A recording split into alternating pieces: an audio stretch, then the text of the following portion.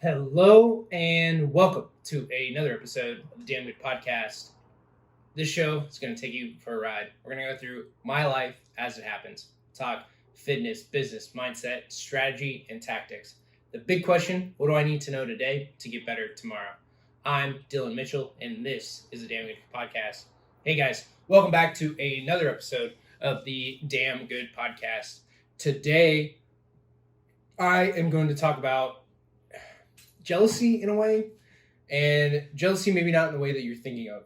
So this is something that I was thinking about in how I view consultants or people that are working for you. And this is how I used to view them, and there's probably still a part of me that does to a certain extent, but that has significantly reduced, and I've gotten much, much better about it. So when you think about jealousy, you're thinking about, hey, why are they with somebody else and not with me? In business and with consultants in particular, right, you're hiring somebody to do a job for you. And with social media, you can see more and more of their lives. And the question might be that you see that person out having fun, doing exciting things, and you're like, hey, wait, why isn't that guy working on my stuff? And more than likely, if they're a business owner, an entrepreneur, they have a team, right? Work is still going to get done, and they individually don't need to always be there. And then when we think about more of it, right, their thoughts, their thinking, and typically when we hire consultants, it's like strategic plans, and you don't always need them to do like actual, minute details and figure like the minutia out. You need them for typically like strategy, big thought concepts, planning, and you really need their brain. That's why you're hiring a consultant typically, is they know something that you don't know. So when you think of it in that context, that you're hiring them from their brain, for their intelligence, what they know, what they can do and provide to you as a service, as a consultant, then that shifts, right? So if you now think of them like you see them out, they're having fun, they're doing a good job, they're delivering you the right things, then you should be happy for them. Right? Now, if they're not delivering, if they're not doing a good job, all that stuff, then it's a different conversation. But if they're doing a good job, delivering you the right things, and giving you new ideas, we should be happy that they're out, they're doing things, they're being happy, they're being in a good mood. Because that means they're going to be more creative. And because they love doing what they're doing, they're probably thinking about maybe you, maybe other clients, maybe something that can ultimately help you down the line. And we need to kind of remove our ego of not being the spotlight, the center of attention, or what we think of as the center of attention, right? So many of these consultants, and I've been a consultant as a consulting engineer and doing, safety stuff, as well as architecture and engineering. So with this, don't be so jealous. Don't be the type of person that's kind of micromanaging, right? People, especially like a consultant, right? They're an outside vendor. You're not in charge of their time. They're not an employee. You're hiring them again for their brain.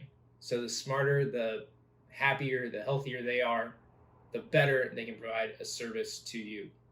And this is a total mind shift in wanting the best for people, knowing it's going to work out, and knowing you hired a great person. And if they're having fun, it's all good. One of the things that I learned going through a lot of factories, a lot of industrial facilities, is you always wanted your electrical and maintenance team to be drinking coffee. That was the best thing that you wanted to see within your facility as a plant manager, operator. Because if your maintenance guys, your electricians, everybody was drinking coffee like I'm about to do right now, it meant that everything was working. There's nothing broken down. See, those guys were there to fix problems. But if they were sipping coffee, reading the paper, eating a donut, or whatever, things were running smoothly. So that was the best thing that you could see within a plant and operation, is your maintenance staff not doing anything. Now there are times, like you got to maintain stuff, right? Keep it running, going. But if they were all in the break room, or most of them, that was a good sign, because it meant the plant, by and large, was running smoothly. Same thing here, right? That consultant, again, you're paying them for their mind, you're paying them for what they know, not always what they can do. And again, so long as their deliverables are on time, they're doing a good job, be happy for them. And the more that you're happy for them, you're going to get happiness back. And a lot of this is shedding that ego, shedding the jealousy of what they're potentially doing, which really, if you think about it, if they're good, they're thinking about you, they're thinking about clients, ways they can serve better. That's what they're thinking about, right? They're in their zone, and it's just best to be happy for people, guys. So take that away. If you learn nothing else from this episode, be happy for people. Like, increase your happiness level, and it'll put you in a completely different place. So, guys, that's this episode of the Damn Good Podcast. If you like this episode or any of our other episodes, make sure to like, subscribe, and share it with a friend. Until tomorrow, we'll see you right back here for another episode of the Damn Good Podcast.